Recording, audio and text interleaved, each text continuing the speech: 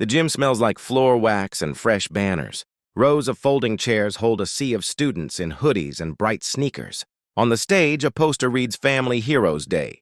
Kayla Reed stands at the microphone, shoulders square, a brass coin pressed flat in her palm. The coin is etched with a trident and a date she knows by heart. She has practiced this moment for weeks, yet the first sound she meets is laughter that starts low and grows bold. The guidance counselor waves a gentle hand as if shooing a fly. "Sweetie, let's stick to true stories." The principal shifts in his chair, more worried about schedule than truth. A few students grin. Others stare at their phones, hungry for a clip to share. Kayla's cheeks burn, but her voice stays steady. She says her mother has served for years, that she is quiet because the work requires it, and that this coin is a promise, not a toy. In the back, the custodian pauses with a cart and studies the coin's nick at 2 o'clock. He has seen that mark before. He knows what it costs to earn one. His badge says hail. His eyes say he remembers. The counselor leans toward the mic again. "There are many ways to serve. We welcome all kinds. But this claim is unlikely." The word is soft but sharp. A few laughs return, nervous and mean. Kayla feels the room tilt and is tempted to fold. She remembers a line her mom taught her on a windy pier. Honor doesn't shout. It stands, so she stands. Her hands shake around the coin. The gym lights blur, then clear. She does not cry. She does not walk away. The murmurs swell until the principal, eager to move on, asks her to step back. She takes a breath. She hears the slow roll of a door at the rear of the gym and the low hush that follows when attention shifts. She turns. In the wide frame of the doorway, shadows resolve into dress blues and calm faces. The room's noise falls like a curtain. Before the gym and its restless crowd, there were nights that smelled like salt, and rubber and the faint bite of metal warmed by sun. Jordan Reed learned the ocean's moods the way some people learn a language. She studied charts, currents, and the silence between radio calls. She built a life on promises kept in darkness. The sea took her fear and handed back patience. She kept her world and her child's world linked by small anchors. When deployment stretched long, she left notes taped to the fridge. Eat the oranges. Trust the coach. Be kind even if... She mailed a coin when Kayla turned 9, a trident stamped on one side, a simple word on the other, home. On hard days, Kayla held the coin to feel the lines her mother's thumb had worn. It was proof that someone strong and gentle could exist at the same time. On base, Jordan kept a tiny notebook in a dry bag with a drawing. Kayla made 2 stick figures on a pier, a huge sun, the words "be safe." She read it during the kind of wait that turns minutes to stone. Her world asked for quiet. So she taught Kayla to wear truth like a steady heart, not a badge. She told her there would be rooms that couldn't hold her story without making it smaller. She told her to keep dignity like a lighthouse, seen without noise. When Kayla's class announced Family Heroes Day, she wanted to bring her mother's courage into the open. She asked if she could share, and her mother smiled a tired, proud yes. The plan was simple. Kayla would speak, and if timing allowed, Jordan would arrive near the end. But storms do not read schedules. A mission sent her unit home only hours before the assembly. They planned a quiet entrance to avoid attention. Kayla did not know the exact minute. She only knew the word she had chosen. My hero is my mom. She stands watch on the water so the rest of us can sleep. Some heroes don't talk about it. They don't have to. At school, rumors moved faster than facts. A classmate said girls couldn't do what Kayla claimed. A teacher, trying to be careful, asked if perhaps her mom worked in an office instead. She felt small, then stubborn. She pressed the coin against her skin until her pulse and the metal's cool edge made a rhythm she could trust. The walk to the stage felt like a narrow bridge. She crossed it anyway. The assembly program keeps ticking, as if time could make truth softer.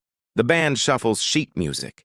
A teacher scans a speech about respect while ignoring the disrespect happening. On the same stage, bystanders look away because looking is work. The custodian, Mr. Hale, does not. He leans his mop against the wall and texts a number he keeps for years when love of country has to share space with common sense. The reply is instant, almost there. Kayla stays by the mic, though the counselor motions her off. She touches the coin and decides not to argue. Silence can be stronger than any speech. Her classmates feel it before they understand it. The room's edge shifts from mockery to waiting. The principal, uneasy, asks the choir to get ready. A voice breaks the quiet from the bleachers. A soft protest from a shy boy who sits in the third row of algebra. Let her finish. It is not loud, but it is honest. Others glance at him, then at Kayla, then back at the adults who still want the program to move. The counselor chooses control over care. She announces a quick change and thanks Kayla for her enthusiasm. The word lands wrong. Kayla steps back, not in defeat, but in refusal to spark a fight. She remembers another of her mother's lines. Be the calm that tells the truth to listen. She holds that calm, as if it were a warm cup in cold hands. Mr. Hale watches the double doors. He has seen real welcome and empty show. He knows the difference. He spots a familiar profile through the narrow glass. Relief, sharp and clean, moves across his face. He straightens his back and smooths his sleeve as if saluting memories. The band teacher lifts a baton, then lowers it. Caught by the same pull that has turned the room toward the doors, Kayla senses the change before she sees it. Air becomes still in that way halls do when news arrives. Phones tilt, but no one dares to laugh now. Even the principal leans forward, sensing a moment that will outlive the posters and the hashtags. The counselor begins to speak again, but her voice fades under the weight of footsteps that are not loud, yet fill the space with purpose. Kayla's fingers stop shaking. The coin lies flat and steady in her hand, like a compass that has found true north. The unit enters without flourish. Dress blues, ribbons neat, faces calm. They line the aisle with the easy precision of people who trust each other. Last through the door is Jordan Reed. She carries no drama. She brings presence. She scans the room once and finds her daughter. The look they share is a bridge across months. It holds more than any speech could hold. No one orders silence. It arrives on its own. The principal rises. The counselor swallows. Mr. Hale's eyes shine with pride that does not need credit. Jordan stops at the edge of the stage and speaks with a voice that has learned to carry over wind and water. She thanks the school for honoring service. She says she is proud of every job that keeps a community steady. Teachers, cooks, custodians, drivers. Then she turns to her daughter and offers a small nod that says more than words. You stood. She lifts a second coin and places it in Kayla's hand. On its edge is a short line. You were believed before you were proven. One of Jordan's teammates asks permission to address the students. The request is simple and kind. The room agrees without a sound. He tells them there are jobs that ask for quiet, and that sometimes truth shows up late but still on time. He does not correct or boast. He offers 3 lines that settle like anchors. Respect is free. Give it first. Honor moves without noise. Silence is strength when truth is near. The choir teacher lowers the baton and wipes his eyes. The counselor steps forward, voice thin with regret. She apologizes to Kayla, to the students who watched, and to the many whose stories are met with doubt. The principal adds a promise to change how the school listens. Mr. Hale speaks last from the aisle, not as staff but as a citizen. He asks the room to stand for a moment of quiet thanks, not for uniforms alone, but for every person who keeps watch in their own way. The gym rises, a slow tide of respect. Kayla breathes for the first time all morning. She tucks both coins into her palm and holds her mother's gaze. The program resumes, but the day has changed shape. Rumors lose interest. Kindness grows louder. Afterward, Jordan sits on the bleachers with Kayla and answers the only question that matters. Did I do okay? Kayla asks. You were brave in a room that needed it, her mother says. That's the work. A crowd learned that truth does not need to shout to be true. A girl held her ground. A school learned to listen. and a unit showed how honor walks. Quiet, steady, sure.